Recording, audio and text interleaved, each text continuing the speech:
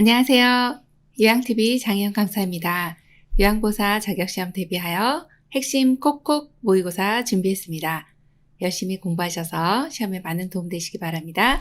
지금부터 보겠습니다.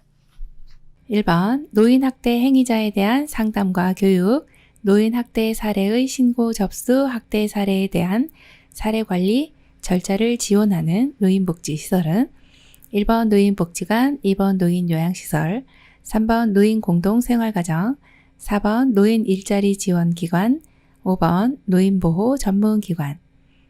정답은요? 5번 노인보호 전문기관입니다. 노인학대 많이 일어나고 있는데 이러한 분들 상담도 하고 또 신고 접수도 받고 이러한 사례관리 절차를 지원하는 복지시설이 바로 노인보호 전문기관입니다.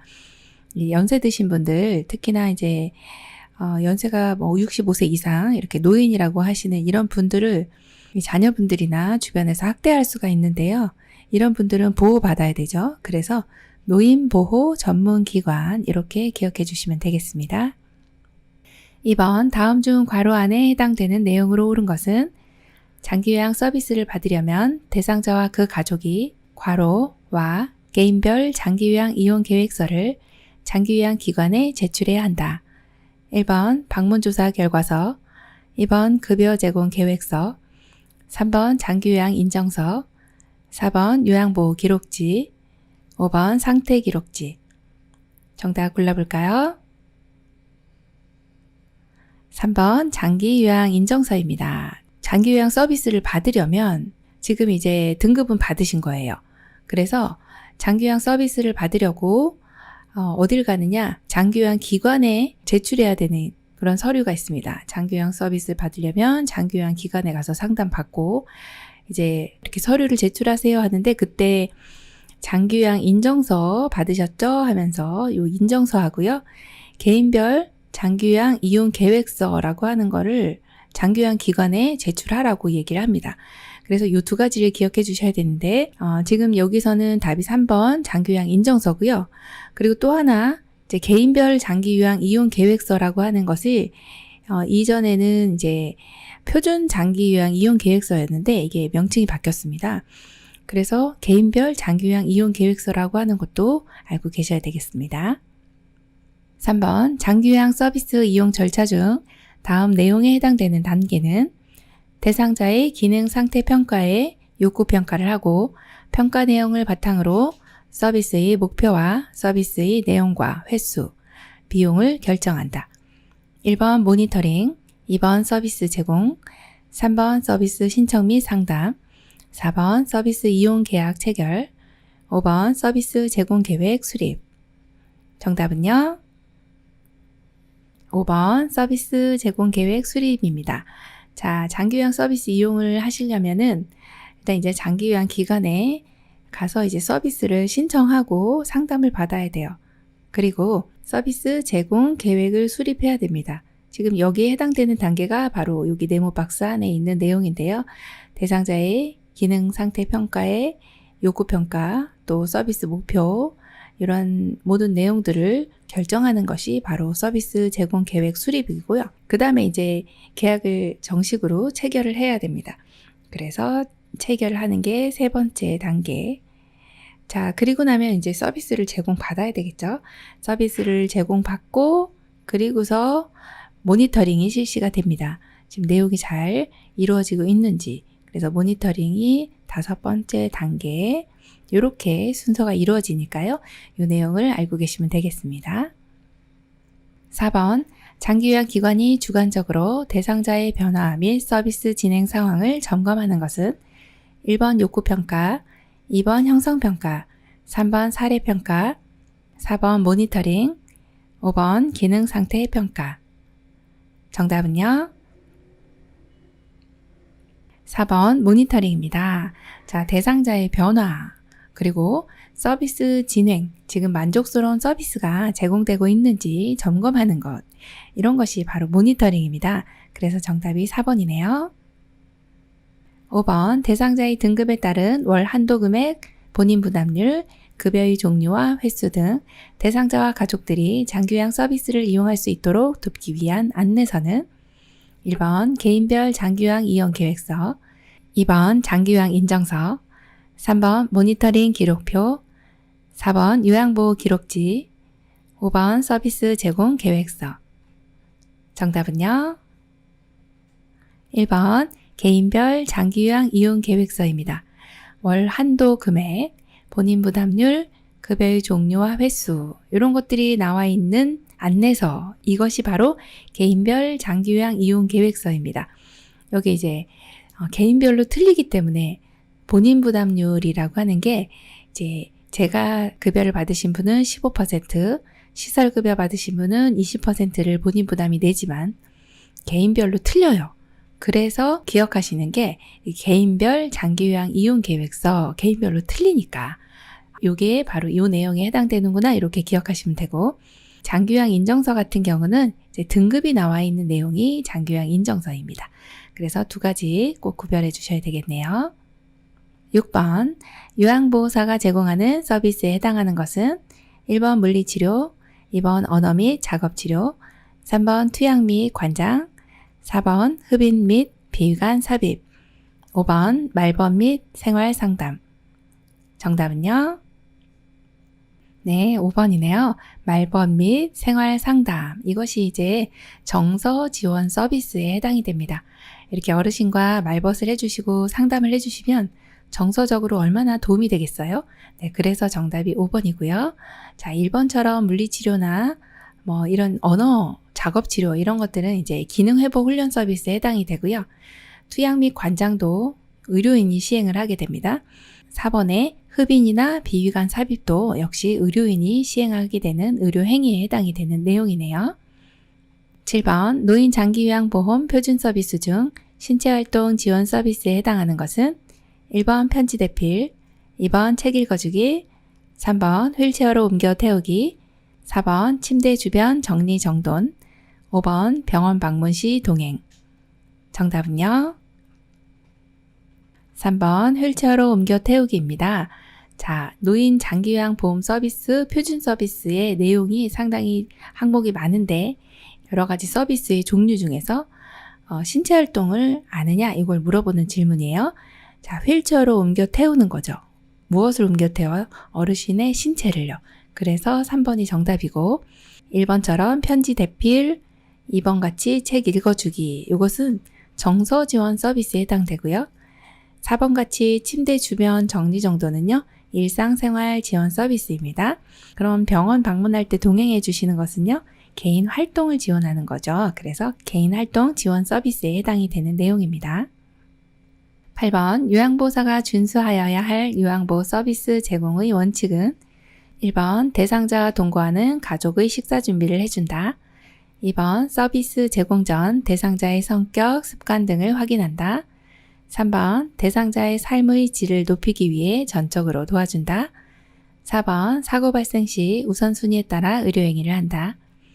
5번 분실, 파손, 부상 시에는 개인 비용으로 해결한다. 정답 골라볼까요?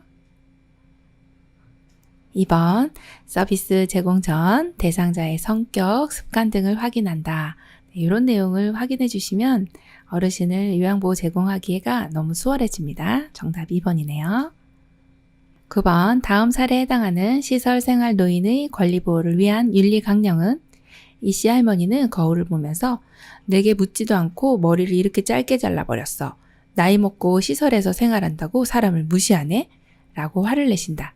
1번 신체 구속을 받지 않을 권리, 2번 존엄한 존재로 대우받을 권리, 3번 차별 및 노인 학대를 받지 않을 권리, 4번 개별화된 서비스를 제공받고 선택할 권리, 5번 안락하고 안전한 생활 환경을 제공받을 권리. 정답 골라볼까요? 4번 개별화된 서비스를 제공받고 선택할 권리입니다. 자, 어르신이 이제 머리를 어르신께 묻지도 않고 짧게 잘라버렸습니다. 이씨 할머니잖아요. 할머님이 머리를 짧게 자르시는 거는 본인의 이제 그 개인 취향이 있으시거든요. 그래서 개별화된 어떤 개인의 취향에 따라서 서비스를 제공받고 선택할 권리가 있거든요. 그런데 이렇게 그냥 잘라버리신 거예요. 이것이 이제 어떤 권리가 침해당했느냐? 이것은 개별화된 서비스를 제공받고 선택할 권리를 침해당한 거죠. 그래서 이 사례는요, 4번이라고 이렇게 골라주시면 되겠습니다. 10번, 요양보호사의 직업윤리로 옳은 것은 1번, 업무상 알게 된 비밀을 동료와 공유한다.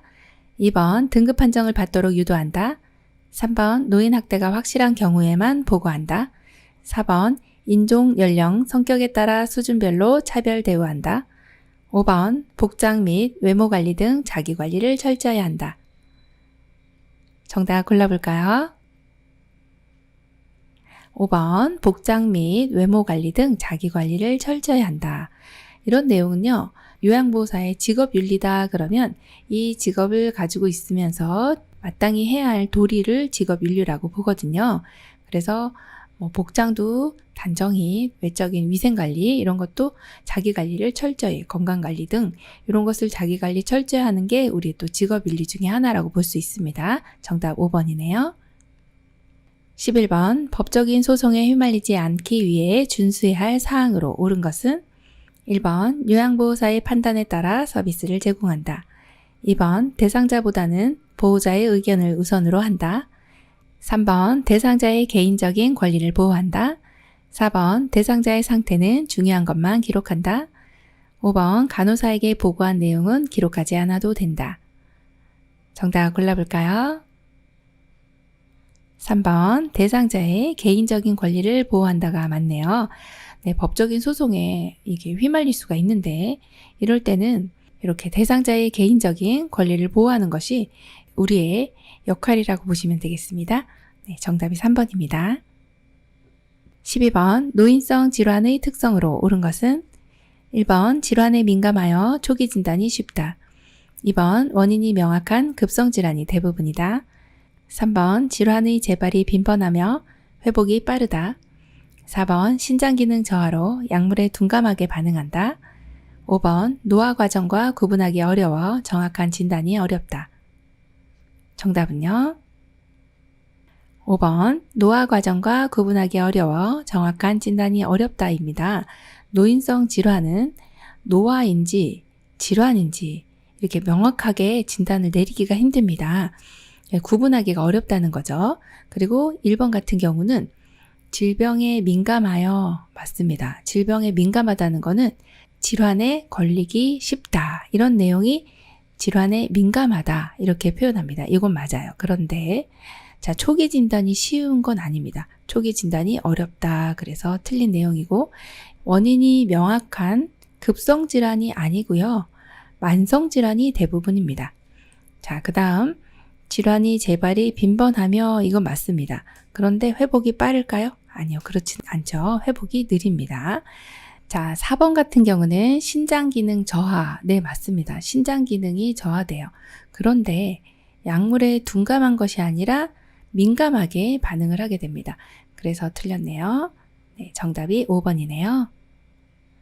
13번 노화에 따른 소화기계의 특징 중 영양 부족을 초래하는 이유는 1번 신맛과 쓴맛의 미각 저하, 2번 위액의 산도 증가, 3번 타액과 위액 분비 증가, 4번 지방의 흡수력 증가, 5번 씹는 능력 저하.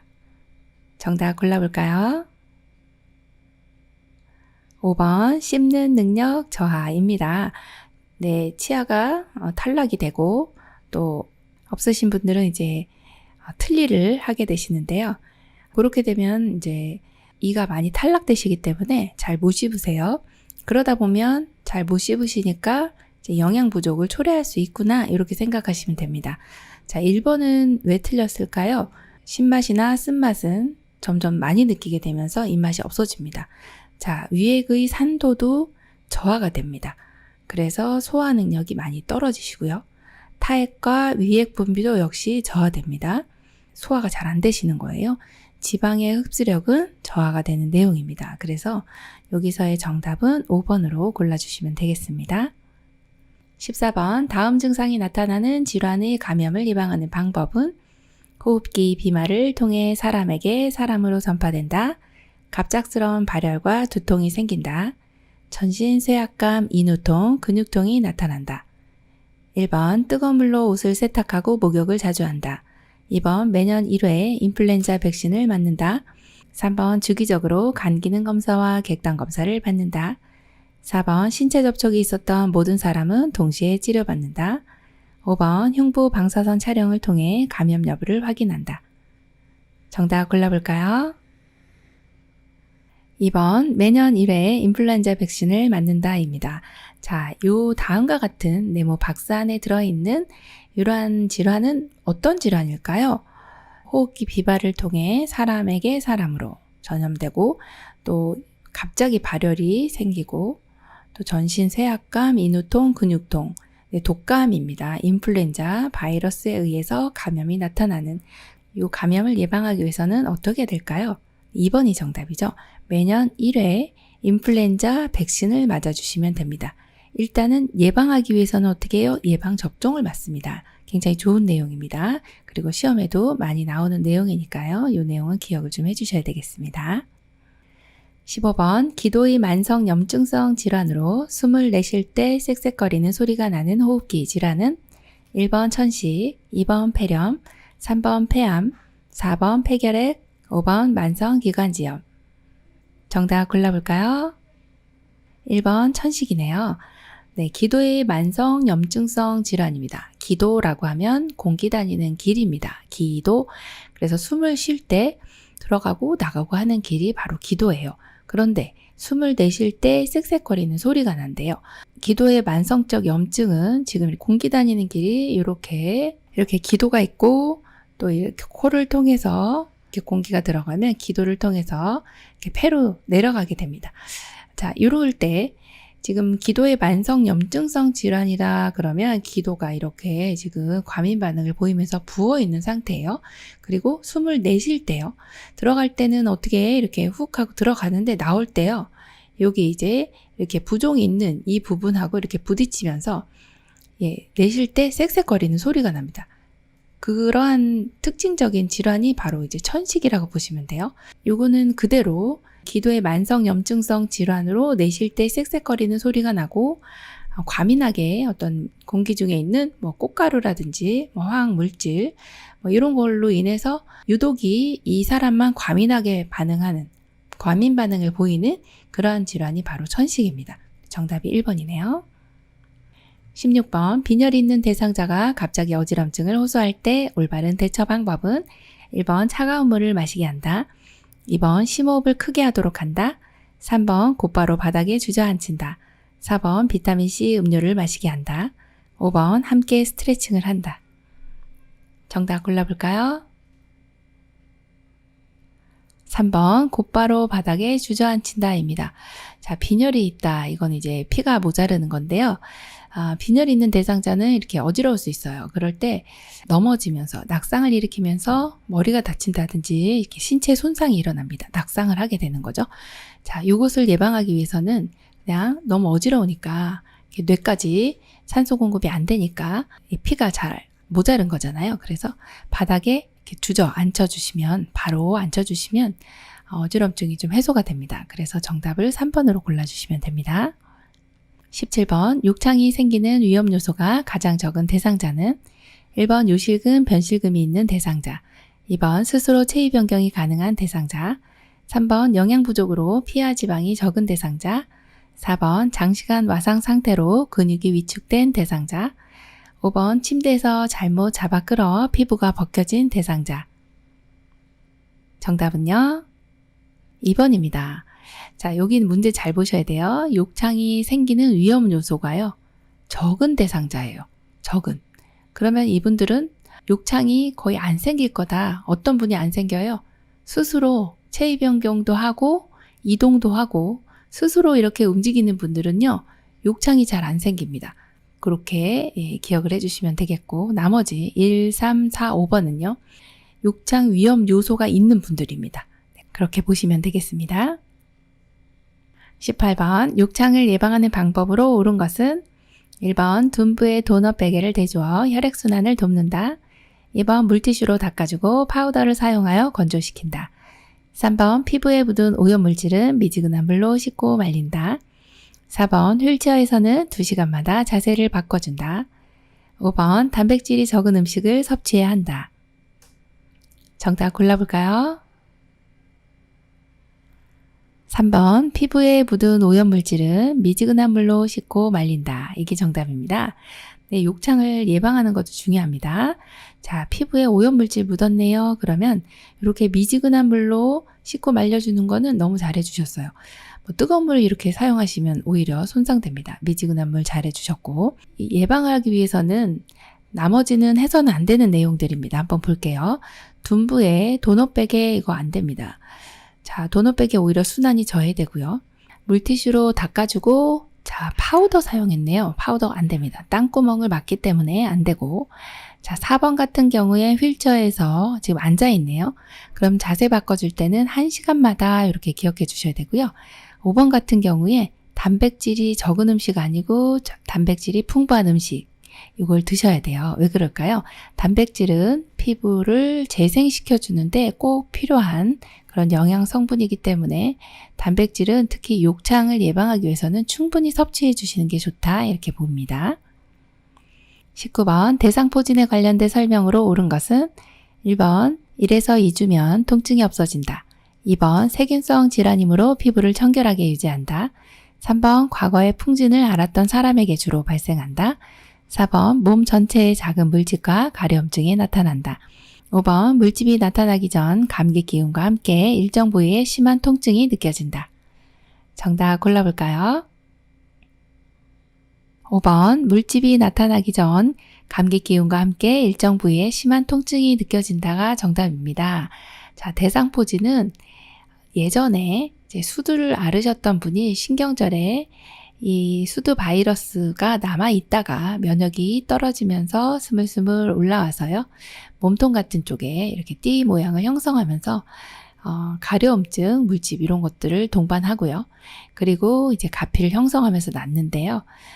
통증이 좀 많아요. 그래서 1번 보시면 1주에서 2주면 통증이 없어지면 좋겠지만 이렇게 조금 더 오래 가는 경우가 많습니다. 그래서 신경통은 수개월에서 1년 이상 가기도 하고요. 자, 2번 같이 세균성 질환 아니고요. 바이러스성 질환 이렇게 기억해 주시고, 과거에 풍진을 앓았던 사람 아니고요. 과거에 수두를 앓았던 사람에게 주로 발생하는 게 맞습니다. 자, 4번은 약간 헷갈리실 수 있는데 몸 전체가 아니고요. 몸의 한쪽에 이렇게 띠를 형성하면서 물집 혹은 가려움증을 동반하게 됩니다. 그래서 정답이 5번이네요. 20번 대상자가 옴에 감염되었을 때 대처 방법은 1번 혈액순환을 위해 체위 변경을 자주 한다. 2번 적절한 영양과 휴식으로 면역력을 강화한다. 3번 피부에 로션이나 오일을 충분히 발라준다. 4번 진통제를 사용하여 통증을 줄이고 냉찜질을 한다. 5번 감염된 사람이나 침구, 옷, 수건 등과의 접촉을 금한다. 정답은요? 5번 감염된 사람이나 침구, 옷, 수건 등과의 접촉을 금한다입니다. 대상자가 옴에 감염됐을 때요. 우리도 역시 이 대상자와 접촉을 하게 되면 우리도 사람 대 사람으로 감염되기 때문에 사람과 접촉했을 때도 감염될 수 있으니까 조심하셔야 되고, 특히나 침구나 옷, 수건, 사람도 사람 대 사람으로 감염되고 이 대상자가 쓴 옷이나 수건과도 접촉을 하면 감염이 돼요. 그래서 이제 조심을 하셔야 돼요. 접촉을 금한다.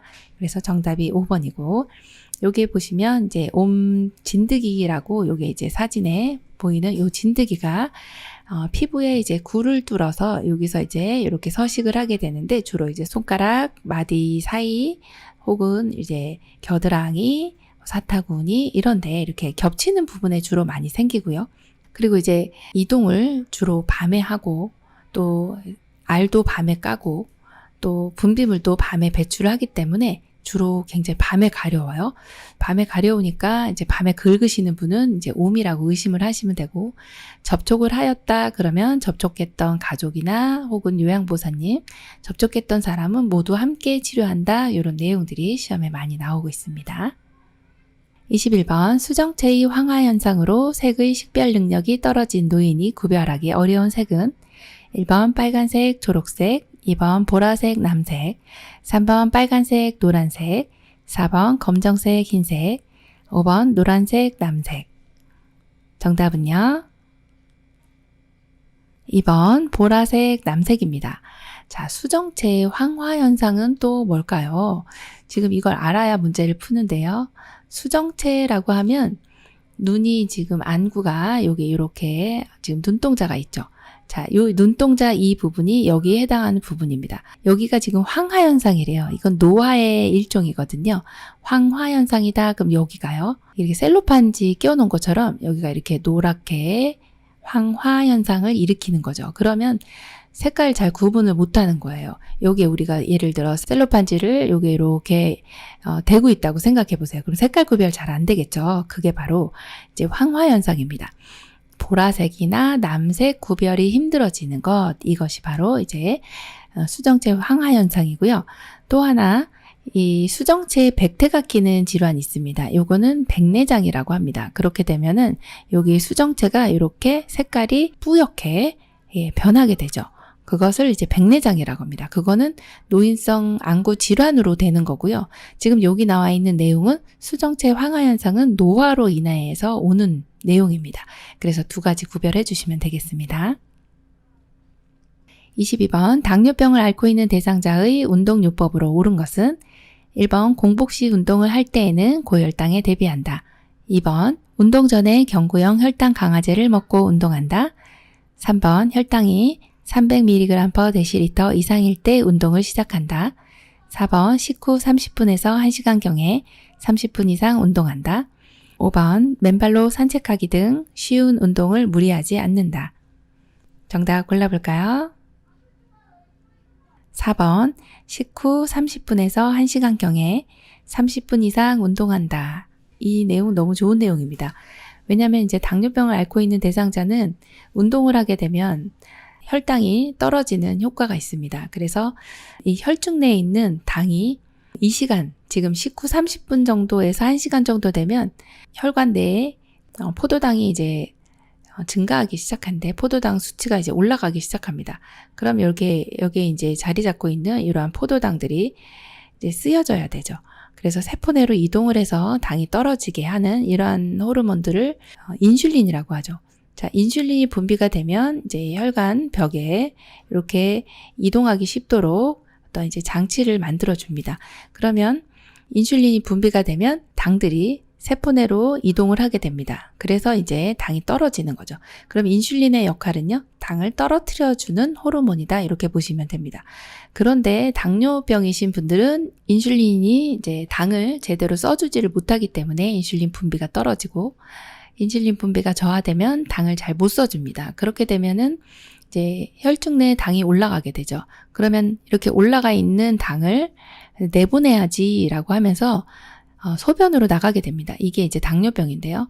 그런데 운동을 하게 되면 이러한 당내성이 좋아지게 됩니다. 그래서 식후 이렇게 당이 올라갔을 때 운동을 해주면 당내성이 좋아진다. 당내성이 좋아진다는 거는 포도당이 세포 내로 이동을 잘한다. 결국엔 당을 떨어뜨려주는 효과가 있다. 이렇게 보시면 되겠습니다.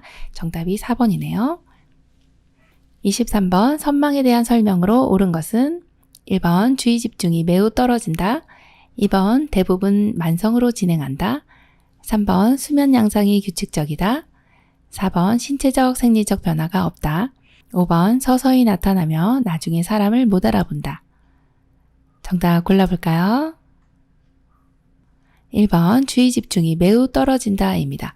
선망은 어떤 이제 정신병적인 증상인데요.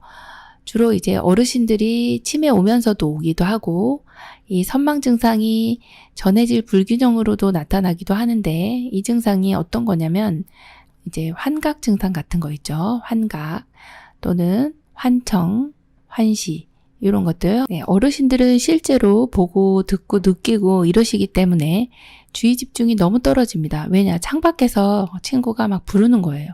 그리고 김장을 막 하기도 하시고 뱀이 막 들어오기도 하고 강하네. 뭐 이런 일들이 수시로 일어나기 때문에 주의 집중이 매우 떨어진다. 이걸로 골라주시면 되고요. 2번은요. 대부분 만성으로 진행하진 않습니다. 이게 급성질환이고 급성이기 때문에 대체로 회복될 수 있다. 이렇게 보는 내용이에요. 그래서 이제 거의 우리가 뭐 치매는 나으실 수 있어요. 이렇게 얘기 못하지만 선망은 좀 좋아질 수 있어요. 라고 이야기할 수 있는 부분입니다. 자, 그 다음에 수면 양상은요. 굉장히 불규칙하세요. 막 내리 2, 3일 주무시다가 또 막 2, 3일 안 주무시다가 그래서 불규칙적이다 이렇게 보시면 되고 그러다 보니까 신체 생리적인 변화는 막 굉장히 극심하게 일어납니다. 그래서 4번도 내용이 이제 틀린 내용이고 5번 같은 경우도 이제 서서히 나타나는 게 아니죠. 급격하게 나타나고 처음부터 사람을 못 알아봅니다. 5번의 이 예문은 거의 이제 치매라고 보시면 되고요. 이 선망 같은 경우는 급격하게 나타나고 처음부터 사람을 못 알아본다 이렇게 보시면 되겠습니다. 24번 질병에 따른 영양관리 방법이 옳게 연결된 것은 1번 폐렴, 단백질 섭취 제한, 2번 요실금, 수분 섭취 제한, 3번 고혈압, 수분 섭취 권장, 4번 위암, 저단백식이 권장, 5번 갑상선 기능 저하증, 염분 섭취 권장.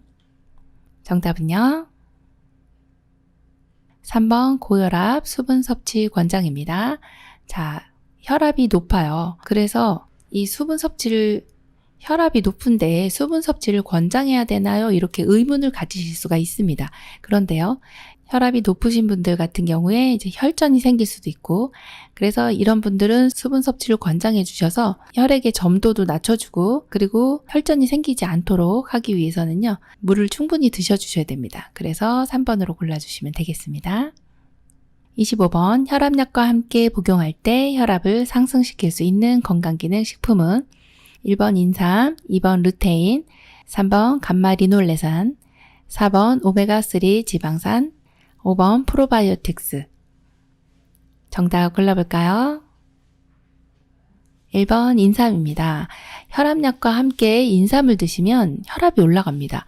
이 내용은 많이들 아시는 내용이라 인삼이 좀 열이 많은 식품이다 이렇게 알고 계시잖아요. 그래서 혈압도 올라갈 수 있습니다. 자, 루테인 같은 경우는 눈의 망막 내에 황반 구성 물질입니다. 그래서 이거는 이제 눈의 영양을 위해서는 드셔주시면 좋고요. 감마리놀레산 같은 경우는 항혈전제하고 같이 복용하면 약효가 너무 과해질 수 있습니다. 그리고 오메가3 같은 경우는 지방 응고 억제제와 복용하면 약효가 떨어질 수 있고요. 프로바이오틱스 같은 경우는 항생제와 복용하면 약효가 감소될 수 있습니다. 이러한 상쇄작용이 나타날 수 있으니까 이 내용도 한번 읽어보시고 체크해 주시면 좋겠네요. 26번 65세 이상 노인이 반드시 맞아야 하는 예방접종 감염병은 1번 수두, 2번 홍역, 3번 풍진, 4번 폐결핵, 5번 폐렴구균. 정답은요? 5번 폐렴구균입니다. 65세 이상이면 1회만 접종하셔도 되고요. 폐렴이 우리나라 전체 사망률의 3위에 올라가 있습니다. 굉장히 사망률이 높습니다. 그래서 폐렴구균 예방주사는 반드시 맞아주셔야 되겠습니다.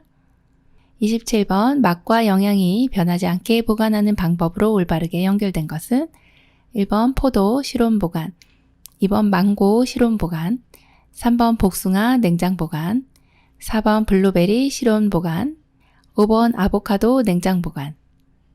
정답은요? 2번 망고 실온 보관입니다.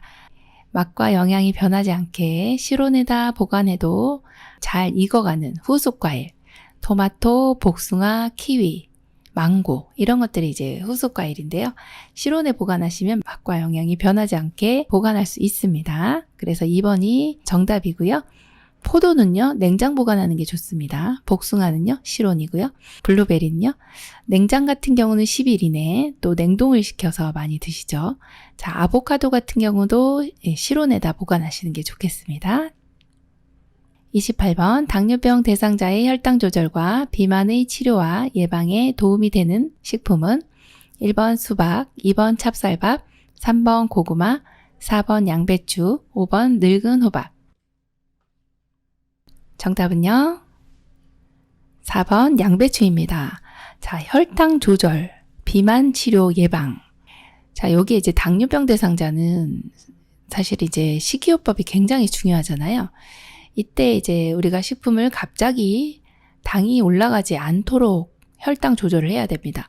그래서 혈당 지수가 낮은 식품을 드셔야 되는데 이제 55 미만인 경우를 이제 혈당 지수가 GI 지수가 낮은 식품이다 이렇게 보고요. 한 70이 넘어가네 그러면 좀 높다 이렇게 보는데 여기서 가장 낮은 것은 양배추예요.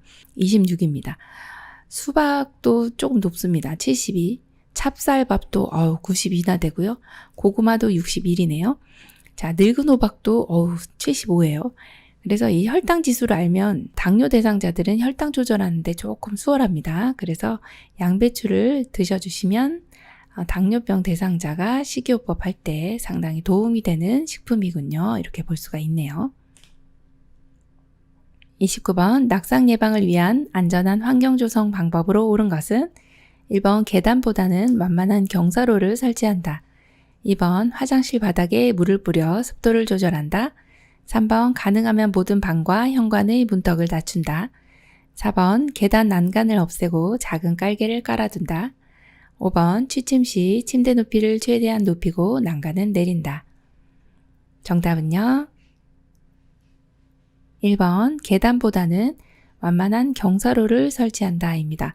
계단 내려갈 때 낙상하기가 쉽습니다. 그래서 경사로 설치해 주시면 되겠고요. 2번 같은 경우는요 정말 위험합니다. 안 그래도 이제 낙상이 일어나기 쉬운 곳이 화장실인데 물까지 뿌리시면 미끄럽습니다. 안 되고요. 3번도 보시면 가능하면 모든 방과 현관의 문턱을 낮춘다. 이걸 또 혹시 정답으로 고르셨을 수도 있는데 문턱은 낮추는 게 아니라 없앤다로 골라주셔야 됩니다. 자, 4번 같은 경우 계단 난간을 없애고 지금 난간을 없애면 어딜 잡고 내려갈까요? 안 되고요. 없애는 거 안 되고 깔개도요. 이렇게 작은 깔개 깔아두면 위험합니다. 자, 5번 같은 경우 취침 시에는 침대 높이는 최대한 어떻게 해야 돼요? 낮춰야 되겠죠. 그리고 난간은요. 올려주셔야 되겠네요. 네, 그래서 정답이 1번이네요. 30번 비언어적 의사소통 기법으로 옳은 것은 1번 대상자보다 높거나 낮은 눈높이, 2번 대상자를 향해 약간 기울인 자세, 3번 시선을 멀리 한 곳에 고정하는 것, 4번 지나치게 머리를 끄덕임, 5번 팔짱 끼고 옆으로 비껴 앉는 자세. 정답 골라볼까요? 2번 대상자를 향해 약간 기울인 자세. 자, 비언어적인 의사소통은요, 메라비언의 법칙으로 언어적인 것보다도 더 많이 의사소통의 기법으로 효과가 훨씬 더 많이 미쳐질 수 있다라고 보는 게 이러한 비언어적인 의사소통입니다. 이때 이제 대상자를 향해서 약간 기울인 자세는 경청이라는 자세잖아요. 경청을 하는. 이럴 때는 나는 지금 이 상대방이 얘기하고 있는 이런 이야기를 너무 열심히 듣고 있어요 라고 하는 그런 자세입니다. 그래서 정답이 2번입니다. 31번 대상자와 대화할 때 효과적인 듣기를 방해하는 경우는 1번 상대방이 말을 가로채지 않는다. 2번 의견이 다르더라도 일단 수용한다. 3번 상대방이 말하는 동안 미리 대답을 준비한다. 4번 오감을 동원해 적극적으로 듣는다. 5번 시선을 맞추며 상대방이 말하는 의미를 이해한다. 정답 골라볼까요? 정답은요? 3번. 네, 상대방이 말하는 동안 미리 대답을 준비하는 거예요. 우리 말은 끝까지 들어야 되는데, 그쵸? 그래서 네, 이거 방해하는 겁니다. 효과적인 듣기를 방해하는 경우 3번 상대방이 말하는 동안 대답 미리 준비하시면 안 됩니다. 네, 끝까지 기다리셨다가 응대를 해주시면 되겠습니다. 32번 시각장애 대상자와 의사소통하는 방법으로 옳은 것은 1번 대상자의 바로 옆에서 이야기한다. 2번 이미지 전달이 어려운 사물은 자세히 설명한다. 3번 이쪽 저쪽 등의 지시대명사를 사용하여 설명한다. 4번 요양보사를 중심으로 왼쪽 오른쪽을 설명한다.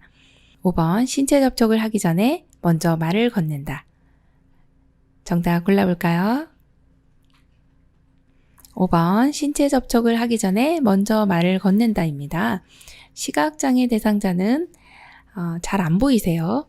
그래서 신체 접촉을 할 때 우리 같은 경우는 이제 상대방이 악수를 한다든지 할 때 보이거든요. 그래서 준비를 할 수 있는데 지금 시각장애 대상자는 갑자기 이 신체로 뭔가 이제 다가온다 그러면 놀랄 수가 있습니다. 그래서 안녕하세요 인사하고 이렇게 저 악수 한번 할까요? 이렇게 먼저 말을 건네는 게 맞습니다. 그래서 정답이 5번이네요. 33번 진압력 장애가 있는 대상자와 대화하는 방법으로 옳은 것은 1번 대상자를 일관성 없이 대한다. 2번 대상자에게 규칙을 정하지 않도록 한다. 3번 시간, 장소, 사람 등을 자주 인식시킨다. 4번 낮 동안에는 기본 정보를 자주 바꿔준다. 5번 별명을 사용하여 친근감 있게 대한다. 정답 골라볼까요? 3번 시간, 장소, 사람 등을 자주 인식시킨다입니다.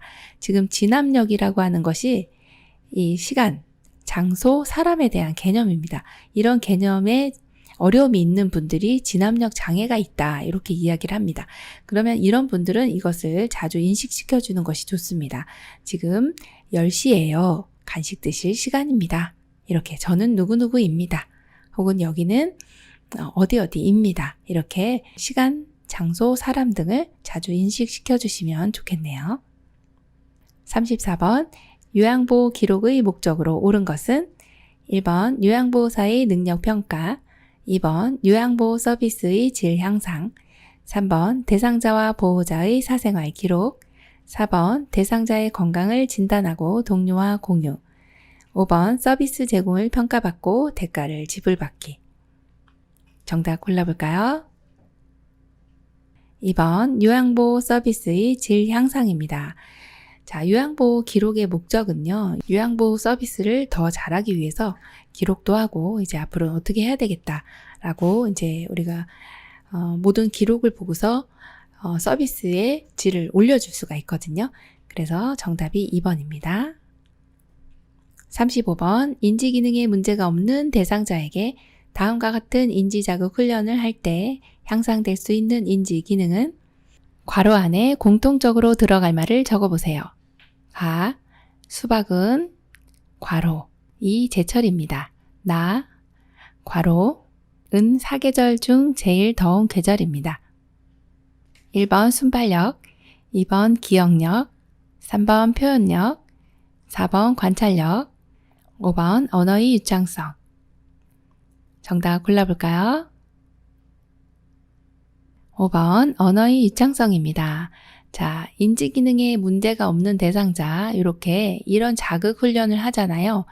이것은 이제 언어를 더 많이 유창하게 쓰기 위해서 공통적으로 들어갈 말을 우리가 찾아보는 거거든요. 수박은 여름이 제철입니다. 여름은 사계절 중 제일 더운 계절입니다. 이걸 생각하실 수 있도록 하는 거죠. 그래서 정답이 5번 언어의 유창성 이렇게 골라주시면 되겠습니다. 36번 대상자의 냉장고에 있는 두부조림이 상했을 때 올바른 대처 방법은 1번 대상자 몰래 버린다. 2번 마찰을 피하기 위해 모른 척한다. 3번 상한 부분만 버리고 가열한다. 4번 대상자에게 알리고 즉시 폐기한다. 5번 냉장고의 온도를 점검하고 빠른 시일 내에 먹게 한다. 정답 골라볼까요?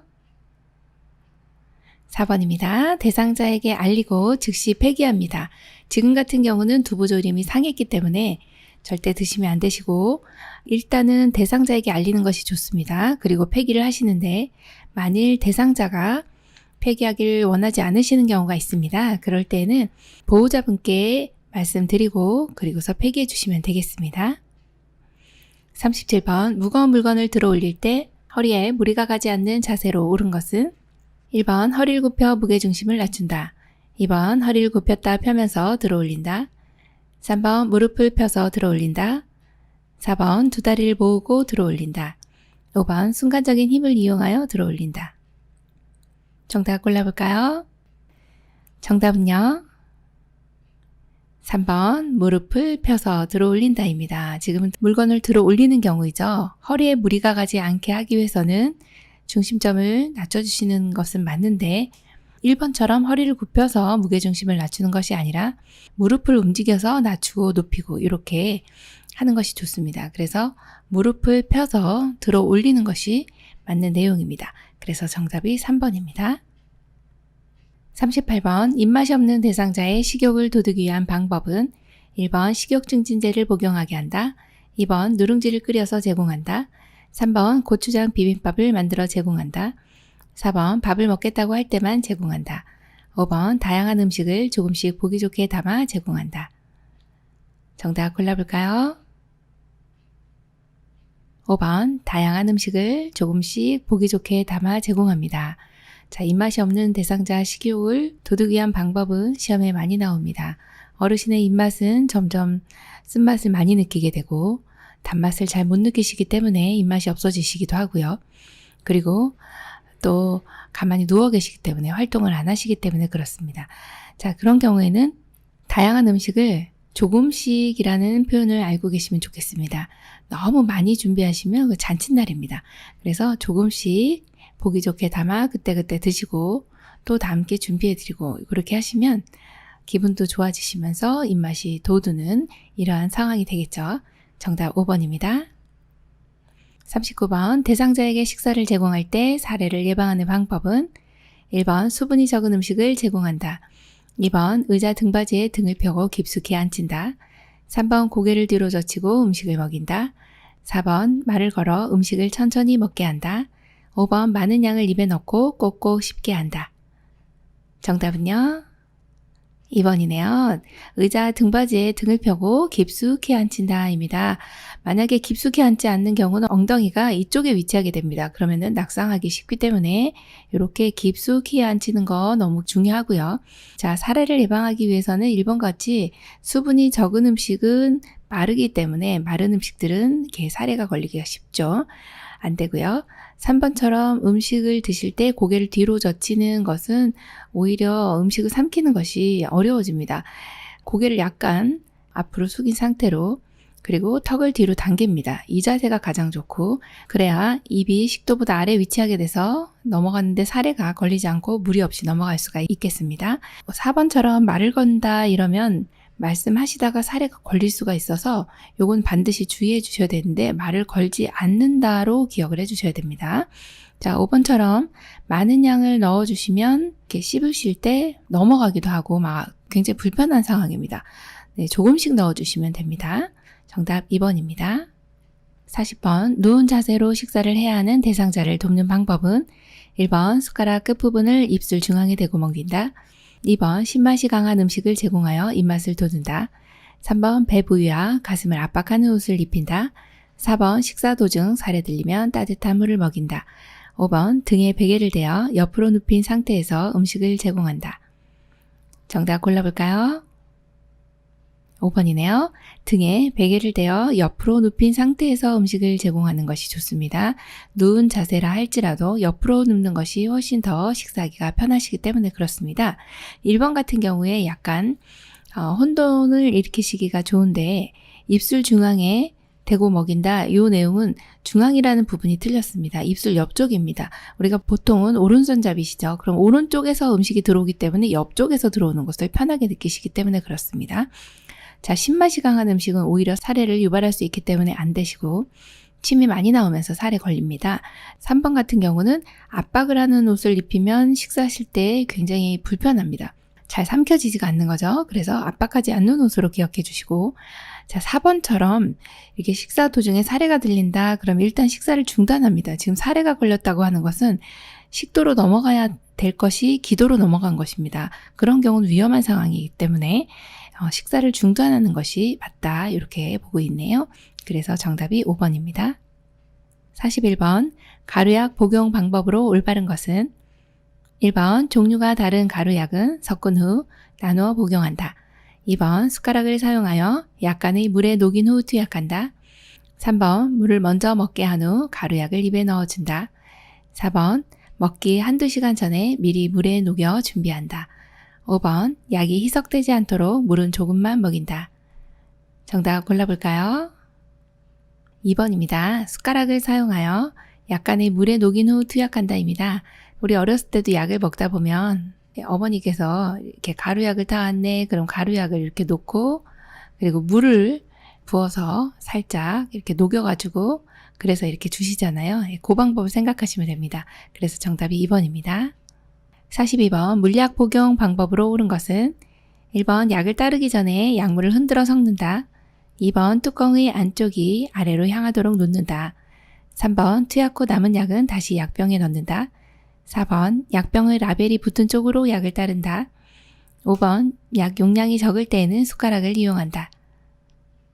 정답은요? 1번이네요. 약을 따르기 전에 약물을 흔들어 섞습니다. 왜냐면 여기 이렇게 농도가 아래쪽은 이렇게 생약 성분 같은 경우는 약간의 가라앉아 있고 윗부분은 이게 농도가 옅을 수 있어요.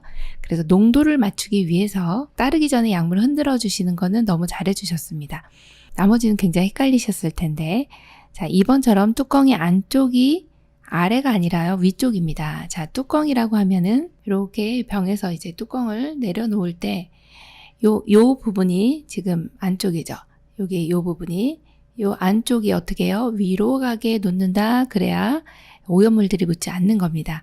그거 기억해 주시고 3번 같은 경우 투약 후 남은 약은 다시 넣으시면 여기 오염이 됩니다. 그래서 넣지 않는다. 기억해 주시고 4번 같이 라벨이 붙은 쪽으로 약을 따라 주시면 라벨이 여기 이렇게 예를 들어 이제 기침 시럽이다 그러면은 이렇게 약 이름이 있을 겁니다. 이쪽으로 이렇게 따르다 보면 이 약 이름이 지워질 수가 있어요. 그래서 라벨이 붙은 쪽으로 약을 따르는 것이 아니라 반대쪽으로 따른다. 약병에 라벨이 붙은 쪽은요. 붙은 쪽을 손바닥으로 잡은 상태로 따르시는 건 가능합니다. 요거 헷갈리시면 안 되겠어요?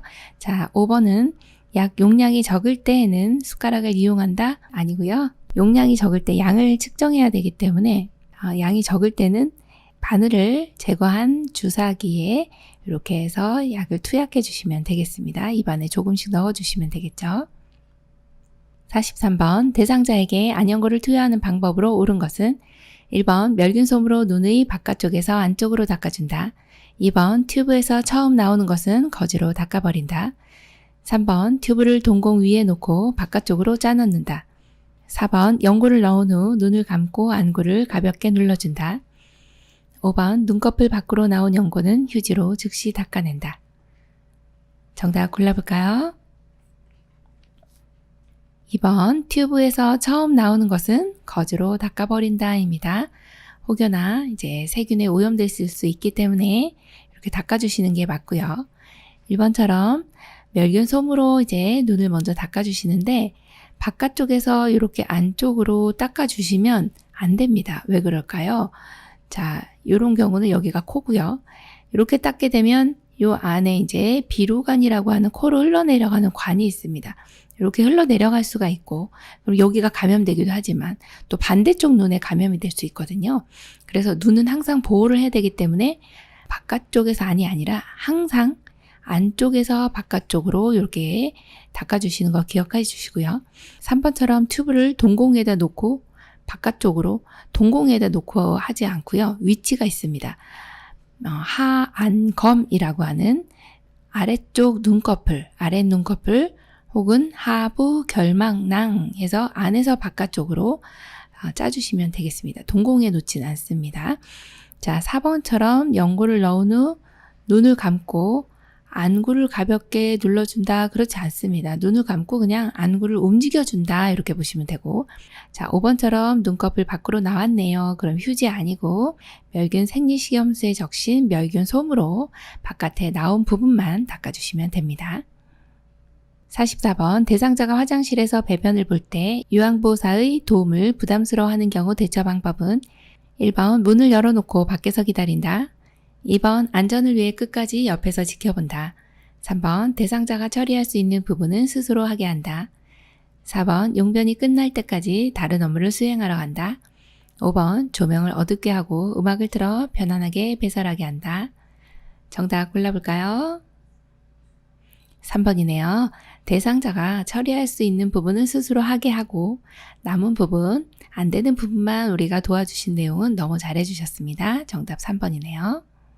45번 대상자의 침상 배설을 돕는 방법으로 옳은 것은 1번 변이가 생기기 전에 미리 변기를 대어준다. 2번 배에 힘을 주기 쉽도록 반드시 누운 자세를 취한다. 3번 옆으로 돌려눕힌 자세로 배설을 하도록 돕는다. 4번 대상자가 협조할 수 없으면 기저귀를 채운다.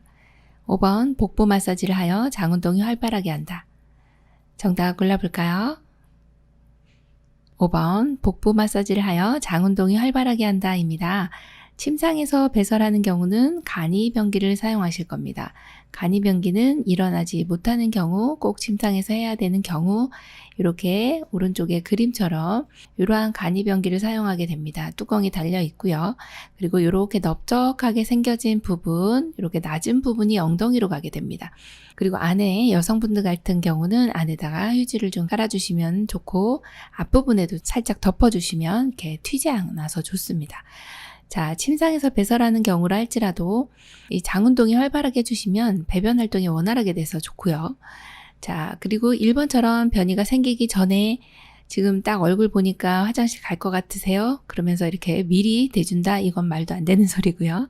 자, 2번처럼 배에 힘을 주기 쉽도록 반드시 누운 자세, 누워서 일 보셔본 적 있으신지 모르겠지만 정말 힘이 주어지지 않습니다. 예, 누운 자세 아니고요. 상체를 세워주시면 훨씬 더 일 보기가 편하세요. 그래서 이 자세보다는 위로 이렇게 상체를 올려주시는 것이 훨씬 좋고요. 여기 3번도 역시 옆으로 돌려눕힌 자세보다는 이렇게 앉아주신 자세 좋습니다. 4번처럼 대상자 협조할 수 없다고 해서 이렇게 기저귀를 채워주시는 것은 안 되는 내용입니다. 46번 배설이 어려울 때 미지근한 물을 항문이나 요도에 흘려주는 이유는 1번 통증을 줄여주기 위해, 2번 냄새를 제거하기 위해, 3번 수치심을 줄여주기 위해, 4번 배변 후 쉽게 닦기 위해, 5번 관략근을 이완시켜 변이를 자극하기 위해. 정답 골라볼까요? 5번입니다. 관략근을 이완시켜 변이를 자극하기 위해서입니다. 관략근이라고 하는 거 많이 들어보셨을 텐데 생소하신 분들은 설명을 좀 드리겠습니다. 여기 이제 방광이 있고요. 자, 방광이라고 하는 것은 아랫배, 즉 배꼽 아래쪽에 꾹 눌러보시면 화장실 가고 싶다는 생각이 듭니다. 소변 보고 싶네. 방광 안에 이렇게 소변이 고이게 되면 방광에서 요 의를 느끼게 됩니다. 화장실 가고 싶네. 소변 보고 싶네. 이렇게 어느 정도 일정량이 차면은 우리가 화장실 가고 싶잖아요. 그게 요의라고 하는 것입니다.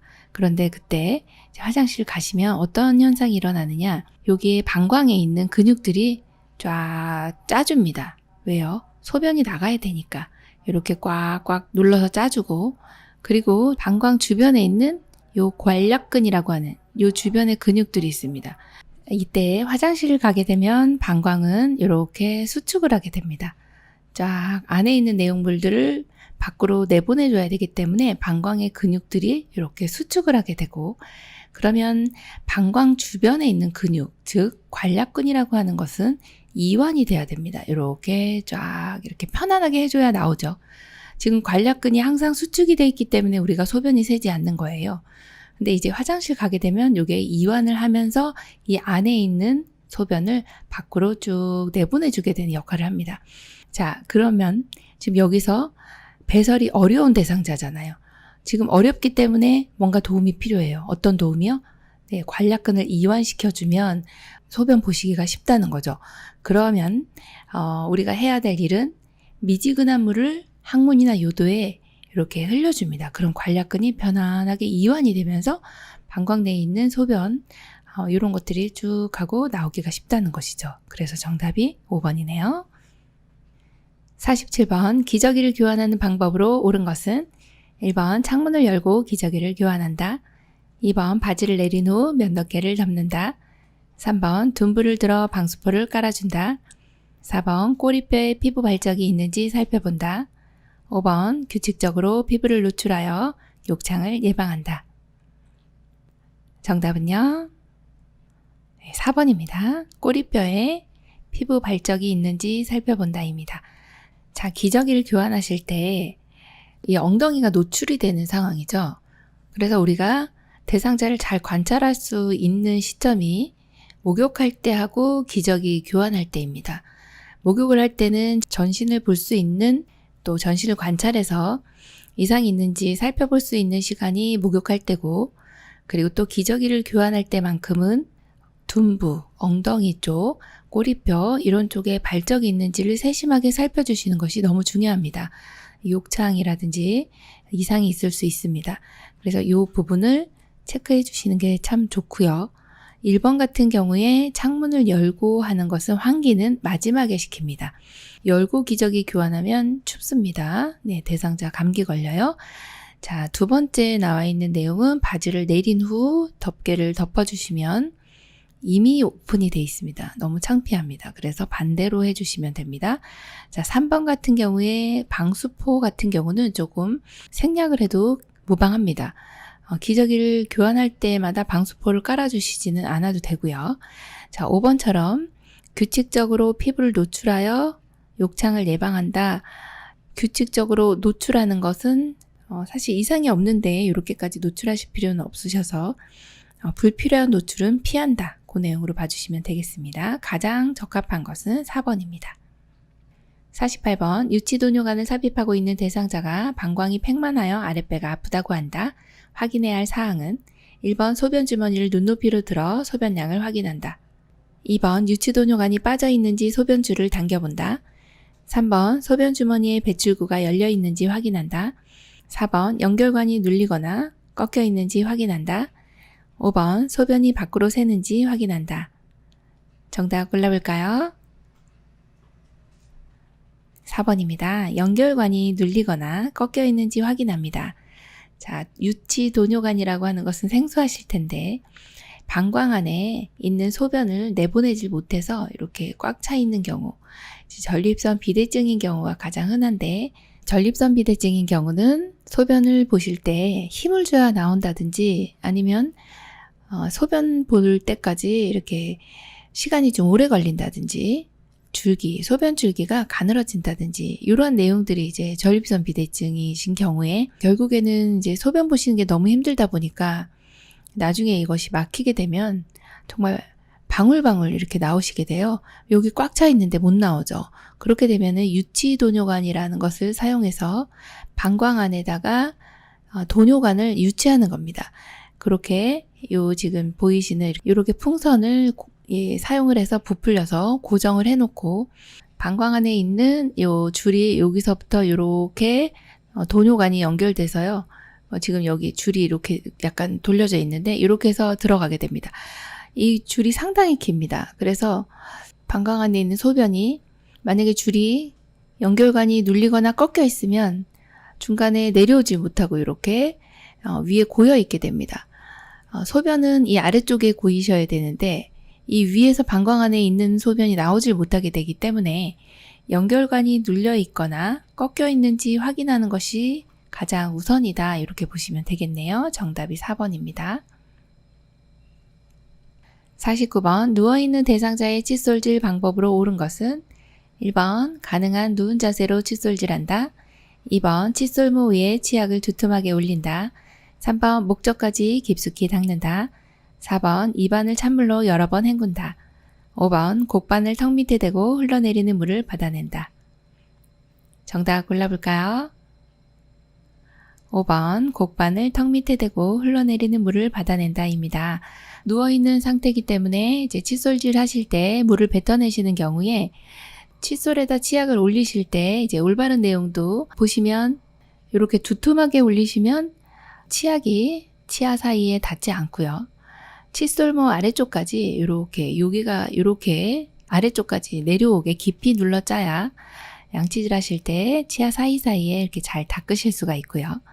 자, 지금 아래쪽에 보이는 이 사진은 곡반입니다. 이렇게 약간 휘어져 있는 인체 모형하고 이제 흡사하게 인체에 생겨진 모양대로 이렇게 만들어진 물받이 그릇이라고 보시면 되겠어요. 그래서 곡반을 턱 밑에 대고서 흘러내린 물을 받아내시면 이게 옷이 젖지도 않고 잘 받아집니다. 그래서 이것을 사용해 주시면 되겠습니다. 50번 의치를 사용하는 대상자를 돕는 방법은 1번 잘 때도 의치를 착용하게 한다. 2번 의치는 깨끗한 거즈에 싸서 보관한다. 3번 마비가 있는 경우 의치 위치를 자주 확인한다. 4번 의치를 끼울 때는 아랫니부터 끼운다. 5번 의치를 삽입 후 구강 세정제로 헹군다. 정답 골라볼까요? 3번, 마비가 있는 경우 의치 위치를 자주 확인한다입니다. 마비가 있을 때는 이것이 이제 빠져서 넘어가기도 하고, 그런데 마비 때문에 잘 느끼지 못하시기 때문에 우리가 위치를 잘 확인해 주셔야 합니다. 그래서 정답이 3번이고요. 잘 때의 의치는 빼줍니다. 자, 이 내용은 시험에 많이 나오니까 좀 기억을 해주셔야 됩니다. 잘 때는 의치를 뺀다. 그래서 하루에 6시간에서 7시간 정도 잇몸을 압박을 좀 줄여주면서 쉬어주게 하면 좋거든요. 6시간에서 7시간. 그러니까 주무시는 동안 빼놓으시면 좋습니다. 자, 2번 같이 의치를 깨끗한 거즈에 싸서 보관한다. 깨끗하네. 이러시면 안 됩니다. 자, 이런 경우는 어떻게 해야 되느냐? 오른쪽에 보이는 요 용기가 있죠. 그래서 요 전용 용기에 찬물이 담긴 용기에다가 보관해야 변형을 막을 수 있다. 요 내용을 하나 기억해 주십니다. 그 다음 또 의치의 변형을 막기 위해서는 이렇게 건조시키면 안 된다. 그 내용도 체크해 주셔야 되지만 뜨거운 물로 닦아주시면 또 역시 변형이 일어날 수 있기 때문에 찬물로 이렇게 닦아주셔야 된다. 그것도 체크를 해주셔야 되고요. 자, 4번도 많이 나오는 내용인데 의치를 끼울 때는 윗니입니다. 우리 노래가 있습니다. 윗니 아래이 딱자. 이 노래가 그냥 나오는 노래가 아닙니다. 네, 의치를 끼울 때는 윗니부터 노래 한 번씩 해보시면 시험 볼 때 도움이 될 겁니다.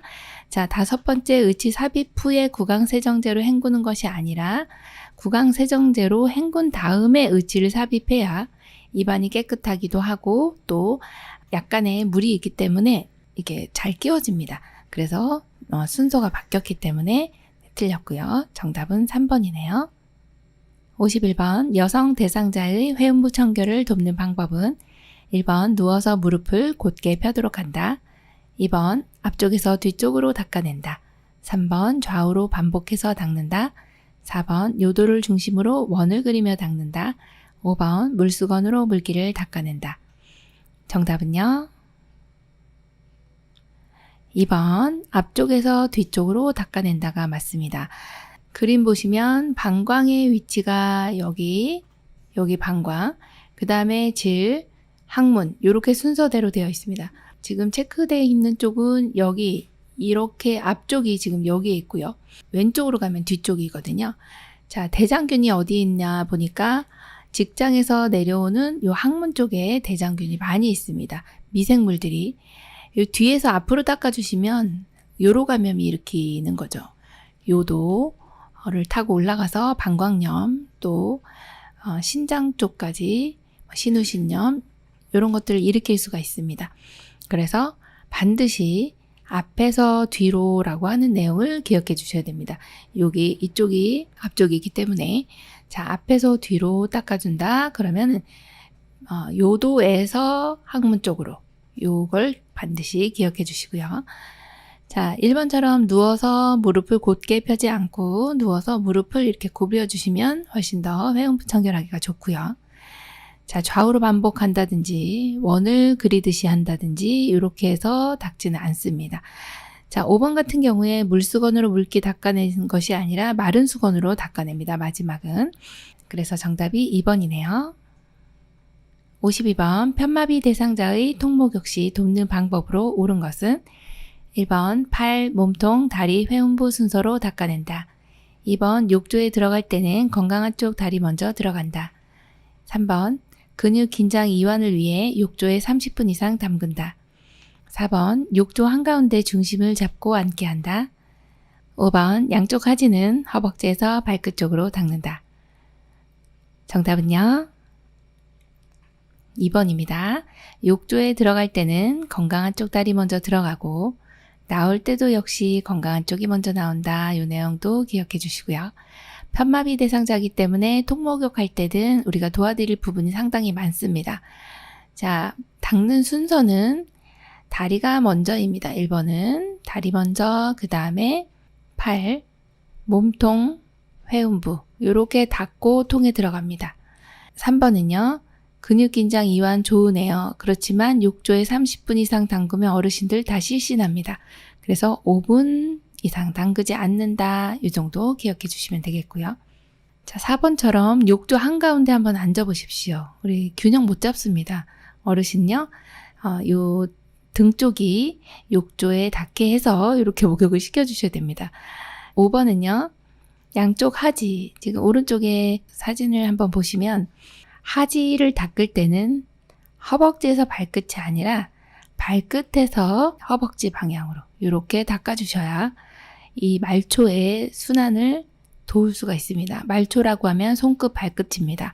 여기에 있는 혈액들은 정체되어 있기 쉽기 때문에 심장 쪽으로 보내줘야 됩니다. 그래서 말초에서 중심 혹은 발끝에서 허벅지 이런 방향을 우리가 목욕할 때 신경을 써서 해주셔야 어르신이 순환이 좋아진다. 이렇게 보시면 되겠습니다. 53번 수액을 맡고 있는 왼쪽 편마비 대상자의 상의를 갈아입히는 순서는 1번 왼팔 수액 오른팔 순으로 벗긴다.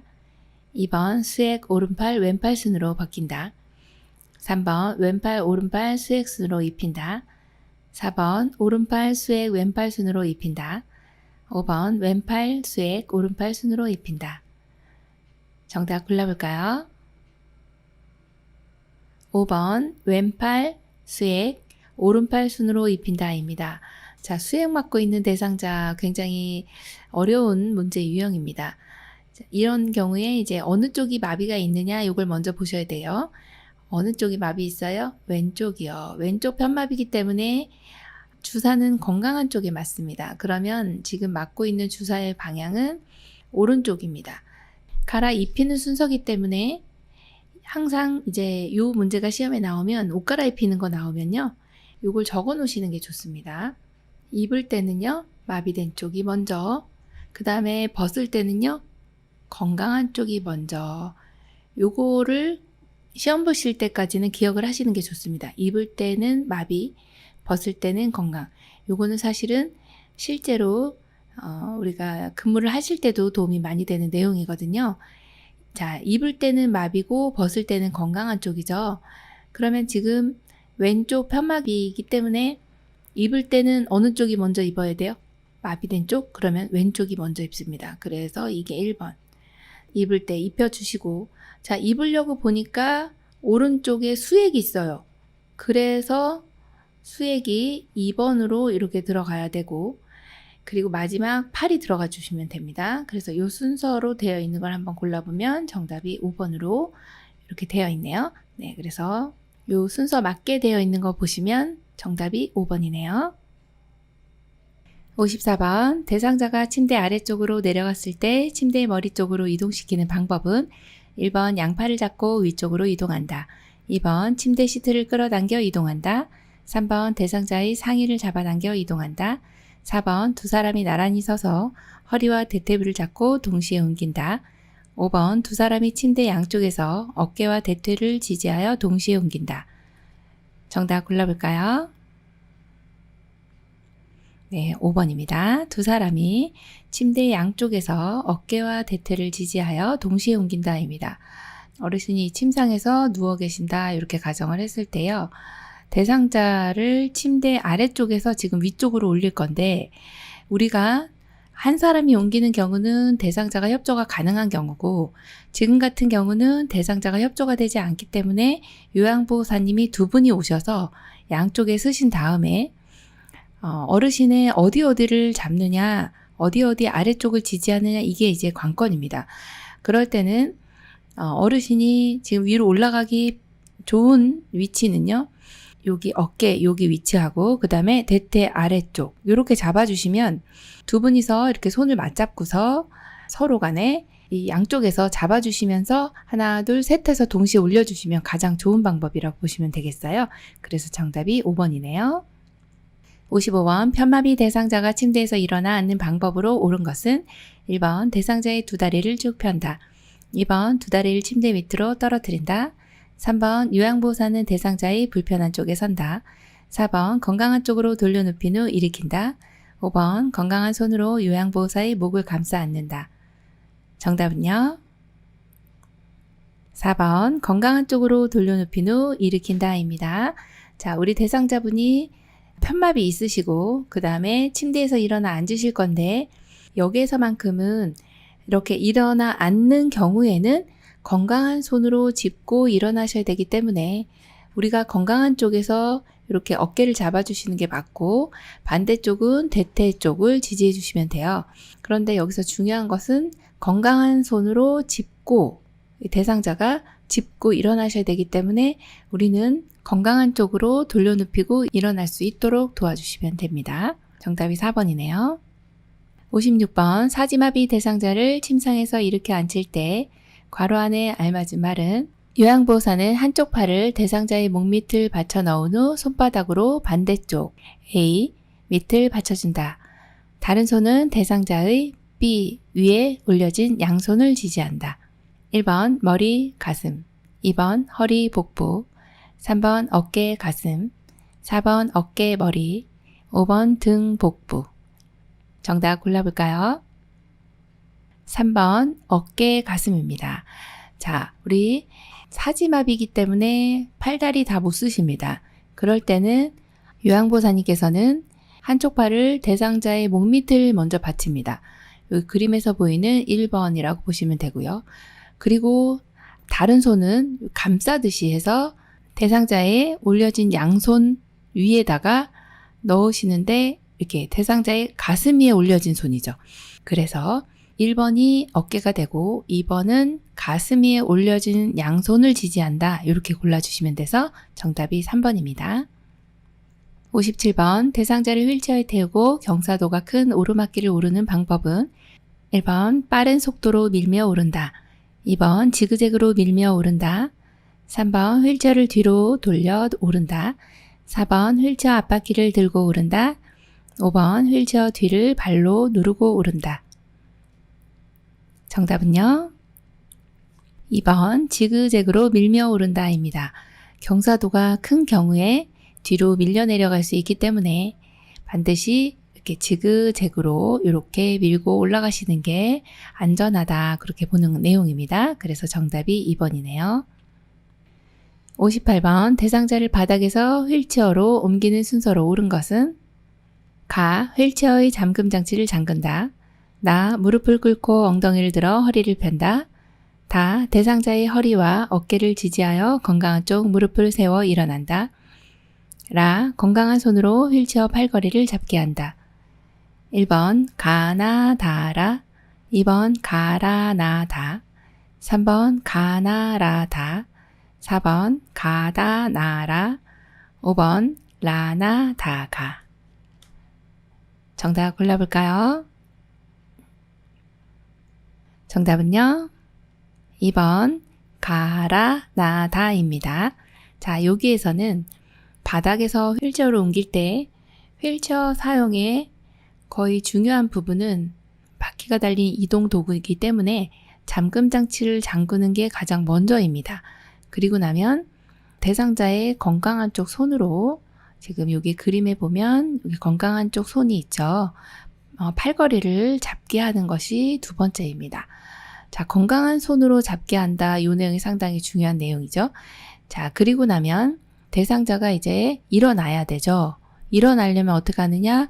건강한 쪽 무릎을 사용해서 이 무릎은 지금 건강하기 때문에 이렇게 무릎을 꿇고 힘을 받을 수가 있습니다. 그래서 무릎을 꿇고 엉덩이를 세운다. 이 내용이 세 번째 내용이 되고요. 마지막으로는 이제 대상자의 우리가 잡아주는 부위도 좀 기억을 해주셔야 되는데 요양보호사님이 여기서 이렇게 어깨하고 뒷부분엔 허리를 지지하고 있거든요. 지지하면서 건강한 쪽 무릎을 이제 세워서 일어나는 거죠. 일어나는 것이 이제 마지막입니다. 일어나야 의자에 앉히는 거죠. 의자에 앉힌다 이런 게 나오면 이제 마지막이 됩니다. 그래서 순서를 차분히 다시 생각을 해보시면 휠체어의 잠금 장치를 잠그고 그 다음에 건강한 손으로 팔걸이를 잡고 자 무릎을 꿇고 엉덩이를 들어요. 그리고서 무릎을 마지막에 세운다. 그리고 휠체어 의자에 시트에 앉는다. 이렇게 순서를 보시면 되겠습니다. 정답 2번이네요. 59번 편마비 대상자를 휠체어에서 자동차로 이동 시 올바른 방법은 1번 잠금 장치를 풀고 대상자의 발을 바닥에 내려놓는다. 2번 무릎으로 대상자의 마비 측 무릎을 지지한다. 3번 불편한 손으로 자동차 손잡이를 잡게 한다. 4번 불편한 다리 엉덩이 건강한 다리 순으로 옮긴다. 5번 건강한 다리 엉덩이, 불편한 다리 순으로 옮긴다. 정답은요? 2번 무릎으로 대상자의 마비측 무릎을 지지한다입니다. 자, 편마비 대상자는 마비측이 항상 이완성 마비로 꺾어지거나 힘이 없어서 풀리는 경우가 많습니다. 그래서 이 마비가 있는 쪽은 우리가 어떻게 해야 되느냐 이 내용이 나오면 마비측은요. 우리의 무릎으로 대상자의 마비측을 지지한다 이 내용은 정말 좋은 내용이고 시험에도 많이 나오는 내용이기 때문에 마비측 무릎은 지지 이런 내용이 나오면 맞는 걸로 골라주셔야 됩니다. 그래서 정답이 2번이죠. 60번 왼쪽 편마비 대상자가 지팡이를 사용하여 보행할 때 돕는 방법은 1번 왼손으로 지팡이를 잡게 한다. 2번 요양보사는 오른쪽에서 보조한다. 3번 왼쪽 발의 앞 15cm, 옆 15cm 지점에 지팡이 끝을 놓는다. 4번 요양보호사가 양손으로 어깨를 잡고 보조한다. 5번 지팡이를 먼저 앞에 놓고 왼쪽 발부터 이동한다. 정답 골라볼까요? 네, 5번이네요. 지팡이를 먼저 앞에 놓고 그 다음 왼쪽 발 그리고 오른쪽 발 이렇게 보행하실 때는 평지보행은 지팡이가 먼저 나가고 그 다음 불편한 다리 나가고 그리고서 이제 건강한 다리가 나가주시면 되죠. 자, 1번은 왜 틀렸나 보니까 왼손으로 지팡이 잡으시면 마비가 있으시기 때문에 놓칩니다. 그래서 틀렸고 자, 우리 요양보 선생님은 불편한 쪽에서 보조합니다. 그래서 방향이 틀렸고 자, 3번 같은 경우도 지팡이를 건강한 손으로 잡기 때문에 왼쪽 발 앞쪽 옆쪽에 놓는 것이 아니라 오른쪽 발 앞 15cm, 오른쪽 발 새끼 발가락 옆쪽으로 15cm 이렇게 지점에 지팡이 끝을 놔주시면 돼요. 자, 이렇게 나가는 방향이 발을 보시면 여기 앞쪽으로 나간다 했을 때 지금 여기가 마비가 있기 때문에 건강한 쪽에 앞에 15, 옆에 15 정확한 위치가 이렇게 되겠어요. 그래서 지팡이 놓는 위치도 상당히 중요하기 때문에 그 내용도 알고 계셔야 되겠습니다. 자, 4번은 왜 틀렸나 보니까 요양보호사가 양손으로 어깨를 잡고 보조하는 것이 아니라 요양보호사님의 위치는 왼쪽에 위치하게 되고요. 겨드랑이에 손을 넣어서 보조한다. 이렇게 보시면 되겠네요. 위치가 틀렸죠. 61번 오른쪽 편마비 대상자가 지팡이를 이용하여 계단을 오를 때 보행 순서는 1번 오른쪽 다리 지팡이 왼쪽 다리 2번 왼쪽 다리 오른쪽 다리 지팡이 3번 왼쪽 다리 지팡이 오른쪽 다리 4번 지팡이 왼쪽 다리 오른쪽 다리 5번 지팡이 오른쪽 다리 왼쪽 다리 정답은요? 4번 지팡이 왼쪽 다리 오른쪽 다리입니다. 자, 지팡이 같은 경우에 지금 계단을 오를 때입니다. 올라갈 때는 지팡이 그 다음에 건강한 다리 마지막 불편한 다리 이 순서로 가면 됩니다. 자, 지팡이가 항상 지팡이 나오면 지팡이가 먼저 그 다음에 올라갈 때는 힘이 있어야 되니까 건강한 다리가 가고 마지막 불편한 다리를 데리고 올라간다. 이렇게 생각하시면 됩니다. 그래서 정답이 4번입니다. 62번 감염 예방을 위한 방법으로 옳은 것은 1번 세수대야에 따뜻한 물을 받아 씻는다. 2번 항균 액체 비누를 사용하여 흐르는 미온수로 씻는다. 3번 젖은 수건은 건조한 후 다시 사용한다. 4번 장갑을 착용했을 때에는 손 씻기를 생략한다. 5번 오염된 장갑은 깨끗이 씻어 건조한 후 재사용한다. 정답 골라볼까요? 2번 항균 액체 비누를 사용하여 흐르는 미온수로 씻는다. 네, 너무 잘해주셨고요. 감염 예방을 위해서는 이렇게 액상의 비누, 항균 액체 비누 너무 좋습니다. 네, 바 형태의 비누보다는 요 지금의 액상 비누가 훨씬 더 위생적이고요. 손 세정력도 좋습니다. 자, 1번처럼 세수대야에 이렇게 받아서 씻지는 않습니다. 오염원이 계속 있는 상태이기 때문에 흐르는 물로 씻는다 기억해 주시고 젖은 수건은 건조하는 게 아니라 세탁해서 다시 사용해 주셔야 되고요. 4번처럼 장갑을 착용했다 할지라도 손 씻기를 해주신다 이 내용도 네, 시험에 많이 출제되는 내용이니까 기억을 해주셔야 되고요. 5번처럼 오염된 장갑은 이렇게 재사용하지는 않습니다. 그래서 정답이 2번입니다. 63번 흡입 물품을 관리하는 방법으로 옳은 것은 1번 한 번 사용한 카테터는 버린다.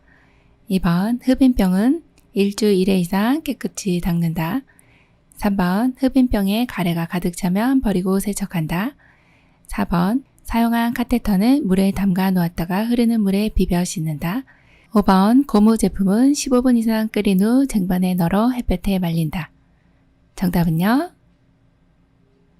네, 4번입니다. 사용한 카테터는 물에 담가 놓았다가 흐르는 물에 비벼 씻는다입니다.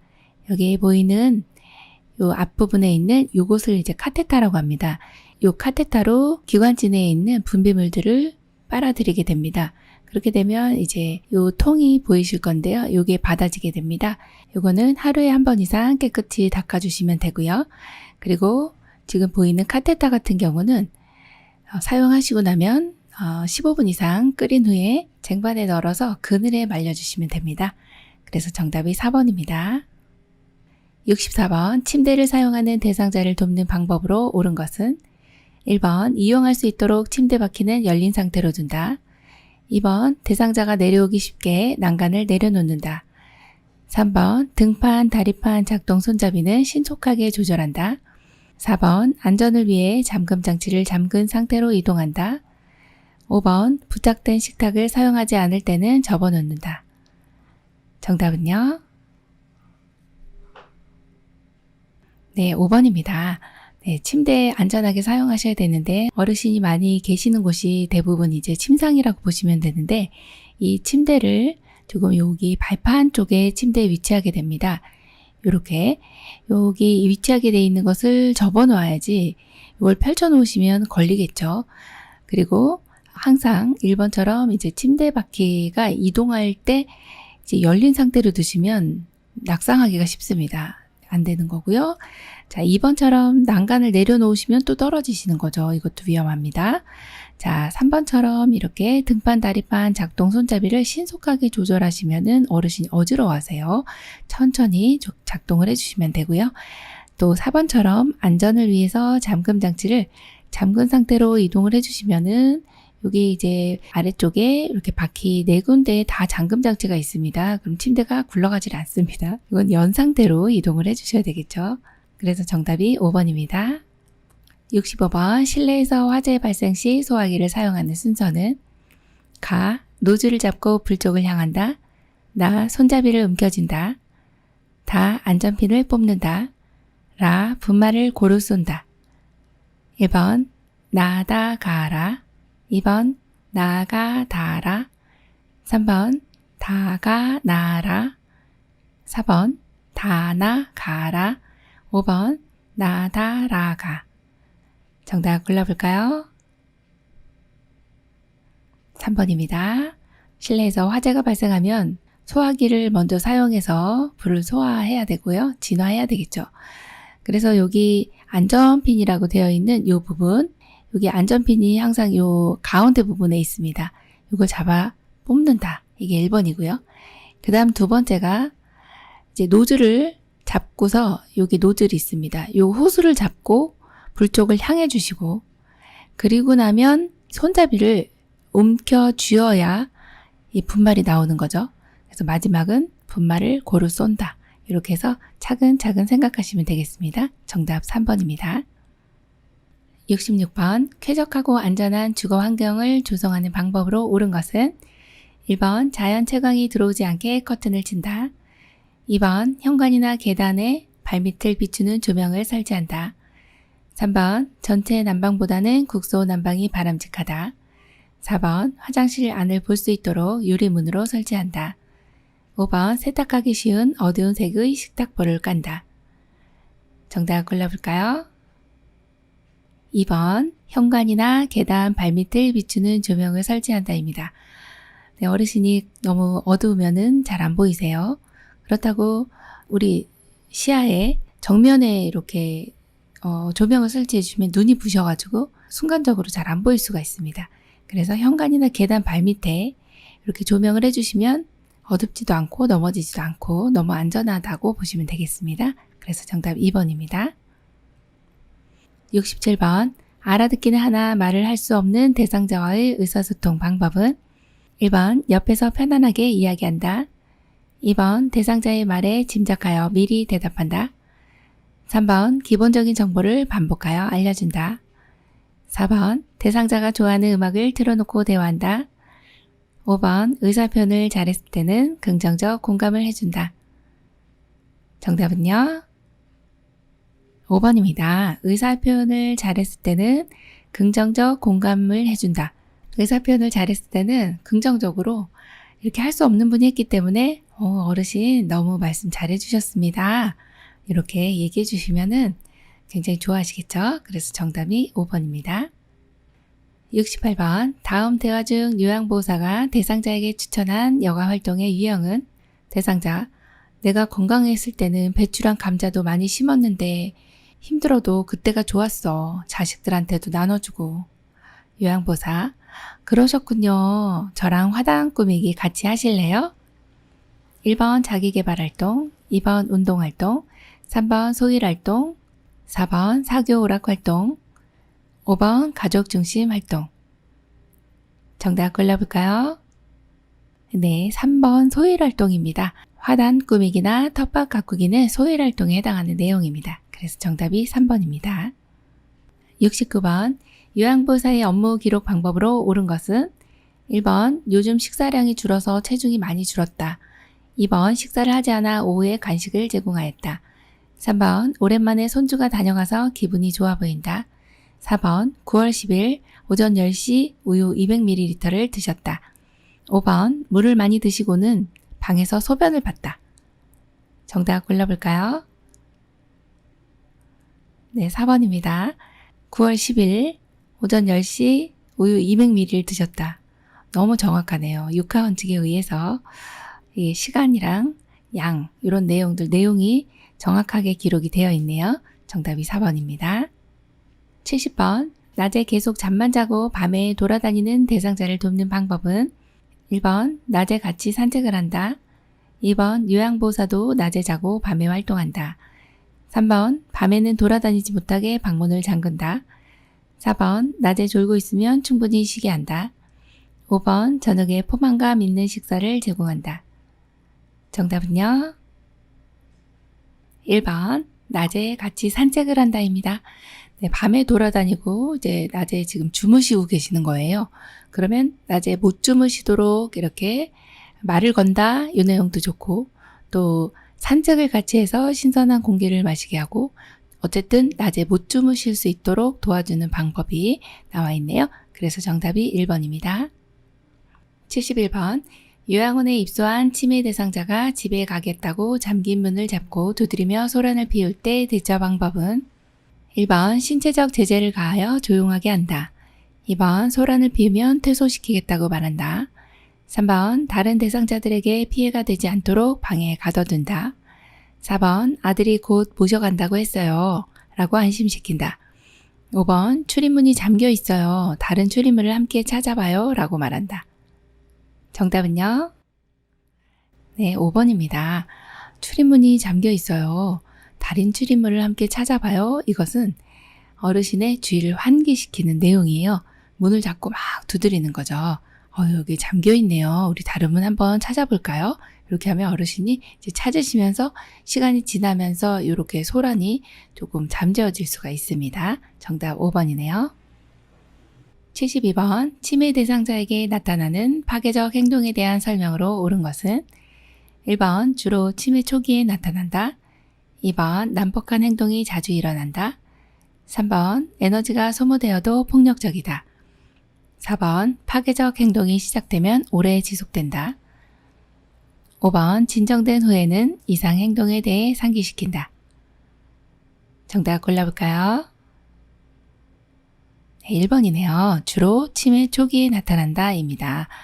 치매 대상자가 왜 이런 이제 파괴적인 행동이 왜 나타나는지 이제 이유를 보시면 여러 가지 이제 해왔던 일들, 일상적으로 해왔던 일들을 잘 기억하지 못하면서 또 감정에만 의존을 하게 되고요. 또 이런 여러 가지를 동시에 생각하다 보면 내가 왜 이런 일을 수행하지 못하지? 라고 하면서 막 화가 나시는 이런 상황인 겁니다. 그러니까 일상생활 잘 하시다가 갑자기 못하게 되고 또 감정에만 반응하게 되는 이런 상태가 이제 파괴적 행동이라고 보시면 되는데 주로 치매 초기에 나타나는 게 맞고요. 2번처럼 이렇게 자주 일어나진 않습니다. 또 3번처럼 에너지 소모되면요. 예전처럼 평온해집니다. 그래서 에너지 소모될 때까지 좀 기다려 주셔야 되고 파괴적 행동이 시작되면 또 오래 지속되지는 않습니다.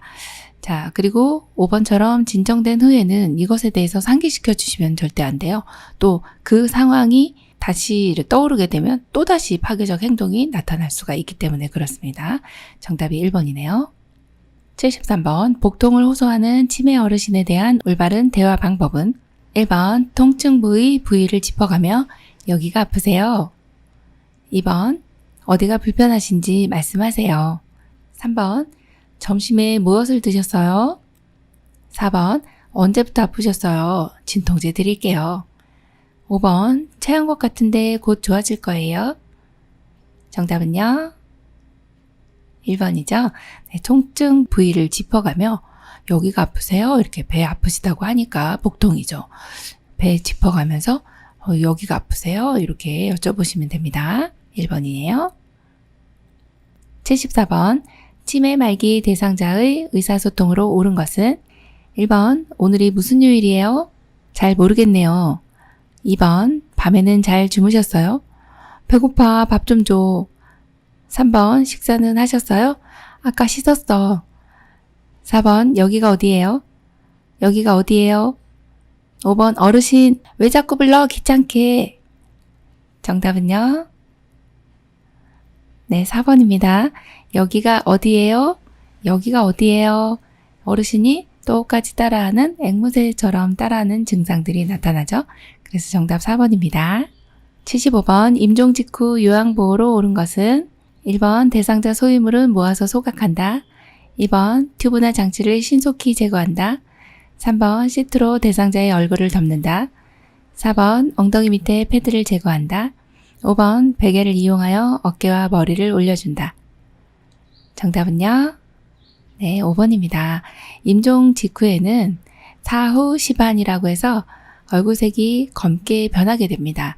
이때 베개를 이용해서 어깨와 머리를 올려주시면 예전의 상태 그대로 계실 수가 있어요. 그래서 베개를 이용해서 어깨와 머리를 올려주시면 되겠습니다.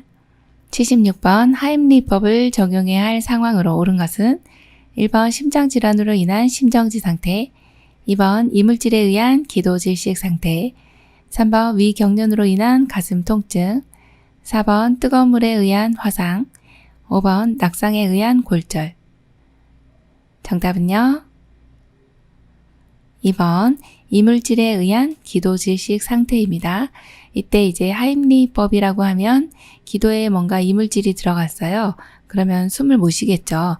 기도질식 상태가 됩니다. 이때는 하임리법을 적용해야 하는데 이것을 또 복부 밀어내기라고도 합니다. 복부에 압력을 가해서 기도 내에 있는 물질을 밀어내는 거죠. 그래서 여기 명치와 배꼽 중간에 엄지손가락으로 잡으시고 그리고 반대 손으로 이렇게 감쌉니다. 뒤, 후, 상방 이렇게 기억해 주시면 좋겠죠. 후, 상방으로 당깁니다. 그러면 기도 내에 있는 이물질이 이렇게 툭 하고 튀어나오게 되죠. 그러면 아주 잘 대처를 했다 이렇게 보는 내용입니다. 그래서 정답이 2번입니다. 77번 음식을 급히 먹은 대상자가 목에 이물질이 걸려 갑작스러운 기침과 호흡곤란을 보일 때 대처 방법은 1, 2, 3, 4, 5. 정답은요? 1번이네요. 네, 방금 전에 봤던 내용하고 흡사한 내용인데요. 그림으로 이렇게 표시를 해놨습니다. 그래서 정답은 1번 하임리법을 적용해 주시면 되겠습니다. 78번 대상자가 쓰러져 있는 것을 발견했을 때 가장 먼저 해야 하는 것은 1번 반응 확인, 2번 인공호흡, 3번 기도유지, 4번 가슴 압박, 5번 도움 요청. 정답은요? 1번 반응 확인입니다. 대상자가 쓰러져 있어요. 그러면 어르신 괜찮으세요? 하면서 어깨뼈를 가볍게 두드리면서, 흔들면 안 되고 두드리면서 반응을 확인해 봅니다. 이때 반응을 확인했는데 의식이 없어요. 그럼 바로 도움 요청을 해주시고, 그리고 이제 의식이 없는 상태이기 때문에 가슴 압박을, 심폐소생술 들어가야죠. 가슴 압박, 그리고 기도 유지 후에 인공호흡을 해주시면 아주 적절하게 심폐소생술을 잘 적용했다라고 봅니다. 이 순서도 기억해 주시고, 가장 먼저 해야 할 것은 반응 확인이다. 이거 반드시 기억해 주셔야 되겠습니다. 79번 심폐소생술에 대한 설명으로 맞는 것은 1번 가슴이 최소 8cm 눌릴 정도의 강도로 압박한다. 2번 가슴 압박과 인공호흡을 동시에 실시한다. 3번 1분에 100에서 120회의 속도로 가슴을 압박한다. 4번 대상자의 머리를 앞으로 당겨 기도를 유지한다. 5번 15회 가슴 압박 후 2회 인공호흡을 실시한다. 정답은요? 네, 3번입니다. 1분에 100에서 120회의 속도로 가슴을 압박한다입니다. 심폐소생술 하실 때 속도도 중요하고요. 방법이 굉장히 중요하죠. 1번에 가슴이 눌리는 정도는 5cm 정도입니다. 자, 두 번째 나와 있는 내용은 요 가슴 압박과 인공호흡 동시에 하시면 안 되고, 가슴 압박 먼저, 그 다음에 기도 유지 후에 인공호흡 이렇게 해주셔야 되고요. 4번처럼 대상자의 머리를 앞으로 당기는 것이 아니라 지금 그림 보시는 것처럼 머리를 뒤로 젖히고 그 다음에 턱을 들어 올린다, 이 내용을 기억해 주셔야 되겠네요. 5번 같은 경우는 가슴 압박의 횟수인데요. 가슴 압박은 30회입니다. 네, 30대 인공호흡 2의 비율. 그래서 30대 2 이렇게 기억을 해주셔야 되겠죠. 80번 자동 심장 충격기를 사용하는 방법으로 옳은 것은 1번 패드를 붙인 후 전원을 켠다. 2번 5분 간격으로 심장 리듬 분석을 한다. 3번 충전 중에도 가슴 압박을 시행한다. 4번 쇼크 버튼을 누르고 즉시 인공호흡을 시작한다. 5번 자동 심장 충격기는 매년 1회 정기 점검을 한다. 정답은요? 네, 3번입니다. 심폐소생술을 시행하다가 자동 심장 충격기가 도착하면 바로 적용을 해준다. 이 내용 하나 기억해 주시고, 그리고 충전 중에도 가슴 압박을 시행해야 됩니다. 왜냐하면 이 충전이라고 하는 거는 제세동을 시행하기 전에 이제 전기를 쭉 모으는 요 시간이거든요. 그래서 기계에 따라 충전 시간이 틀리기 때문에 심장을 쉬어주면 안 된다. 이때는 가슴 압박을 시행한다. 요 내용을 기억해 주시고, 자, 자동 심장 충격기의 일반적인 4단계의 요 내용도 하나 체크를 해드리겠습니다. 제일 먼저 자동 심장 충격기는 전기 장치이기 때문에 전원을 켜는 것이 먼저구나. 요걸 하나 기억해 주시고, 그 다음에 패드를 부착하는데 오른쪽 빗장뼈 아래 왼쪽 겨드랑이 중간선에다가 패드를 부착합니다. 요 붙이는 이유는 심장 리듬을 분석하기도 하고 전기 충격을 주기도 하기 때문에 이 패드를 반드시 붙여야 된다 보시고요. 이건 또 맨살에 붙여야 되고요. 자, 3번은 이제 심장 리듬을 분석하게 되죠. 심장이 정말 뛰는지 안 뛰는지 우리는 잘 모르지만 이 기계가 정확하게 분석을 합니다. 이때 대상자에게서 떨어져야 되겠어요. 자, 그리고 이제 마지막 4단계는 모두 물러나고 제세동, 즉 전기 충격을, 심장 충격을 주는 단계입니다. 이때 역시 대상자에게서 떨어져 있어야 됩니다. 자, 이렇게 시행을 하고 나면 바로 심폐소생술, 즉 가슴 압박을 시행한다. 이 내용도 하나 기억을 해주셔야 되겠습니다. 그래서 3번이 정답이 됩니다. 지금까지 문제 푸시느라고 수고 많으셨습니다. 열심히 공부한 만큼 성적도 많이 올라가시고 또 시험에 많은 도움 되시기 바랍니다. 수고 많으셨습니다. 감사합니다.